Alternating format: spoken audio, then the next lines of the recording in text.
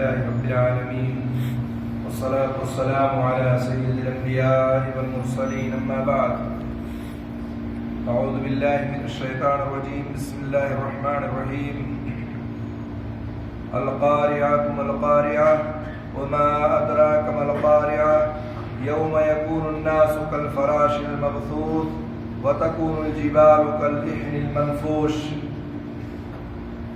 سورہ قارعہ ہے، مکی صورت ہے. اللہ رب العالمین نے فرمایا القارعہ، کھڑکھڑا دینے والی. مل قارعہ، کیا ہے وہ کھڑکھڑا دینے والی؟ یہ قیامت کے ناموں میں سے ایک نام ہے، اور اس سے پہلے بھی قرآن میں متعدد جگہ اس طرح کے نام گزر چکے ہیں. مثلا الحاقہ، الطامہ، الصاخہ، الغاشیہ، الساعہ وغیرہ وغیرہ. اس لیے کہتے ہیں کہ یہ اپنی ہولناکیوں سے دلوں کو بیدار اور اللہ کے دشمنوں کو عذاب سے خبردار کر دے گی، جیسے دروازہ کھٹکھٹانے والا کرتا ہے. جو بھی گھر کے اندر ہو اس سے بیدار ہو جائے. ایسے ہی جب قیامت آئے گی، کھڑکھڑا دینے والی آئے گی تو سب کو بیدار کر دے گی. وما ادراک ما القاریہ، تجھے کیا معلوم کہ وہ کھڑکھڑا دینے والی کیا ہے؟ یوم یکون الناس کالفراش المبثوث، جس دن انسان بکھرے ہوئے پروانوں کی طرح ہو جائیں گے. فراش مچھر اور شمع کے گرد منڈلانے والے پرندے وغیرہ، اور مبثوث کے معنی منتشر اور بکھرے ہوئے، یعنی قیامت والے دن انسان بھی پروانوں کی طرح پراگندہ اور بکھرے ہوئے ہوں گے. وَتَكُونُ الْجِبَالُ كَالْعِهْنِ الْمَنْفُوشِ، اور پہاڑ دھلے ہوئے رنگین اون کی طرح ہو جائیں گے.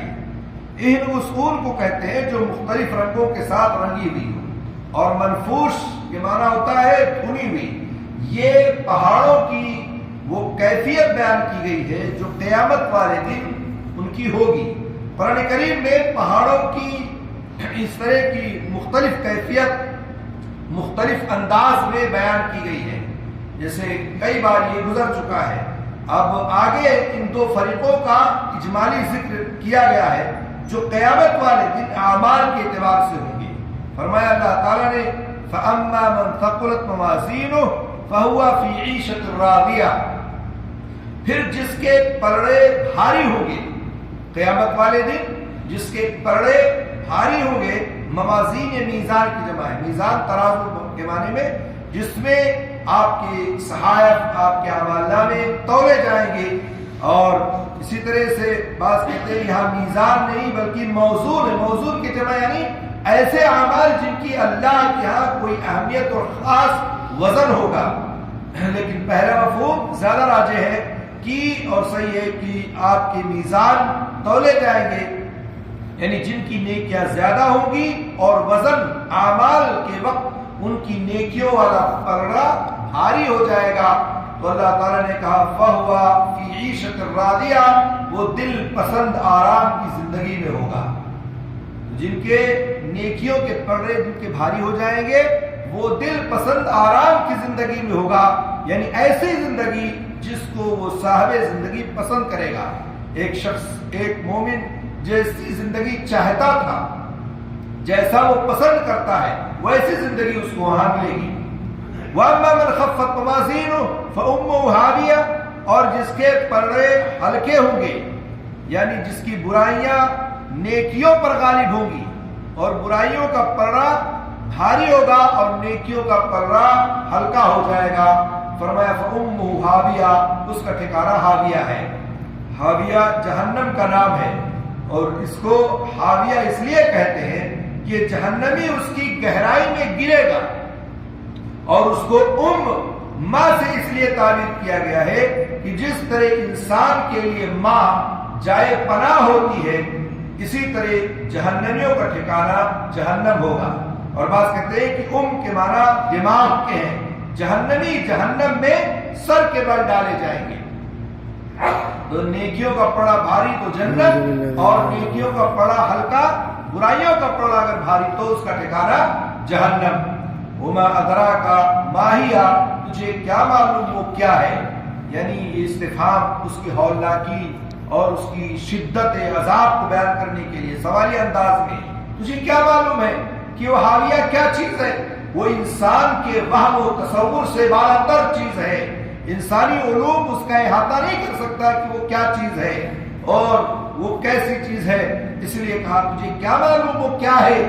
نار حامیہ، وہ تند و تیز آگ ہے، یعنی جس طرح حدیث میں ہے کہ انسان دنیا میں جو آگ جلاتا ہے یہ جہنم کی آگ کا 17واں حصہ ہے، یعنی ٹوٹل 70 حصے ہیں جس میں سے 69 درجے حرارت جہنم کی آگ ہے اور 1 درجہ دنیا کی آگ ہے۔ جہنم کی آگ دنیا کی آگ سے 69 درجہ زیادہ ہے۔